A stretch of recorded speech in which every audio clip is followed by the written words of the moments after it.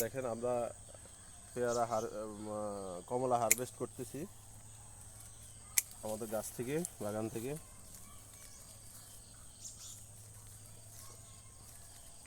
একটি নতুন এবছর নতুন কমলা, এটি একটি নতুন জাত। এই নিয়ে আমাদের বাগানে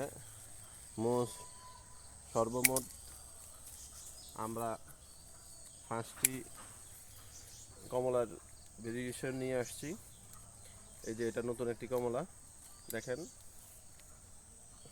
অনেক সুন্দর কমলা, একদম ফুল ন্যাচারাল কালার এবং কমলার যে হলুদ কালার, এটা এখন হারভেস্ট করার পরে একদিনের ভিতরে ফুল কালার চলে আসবে।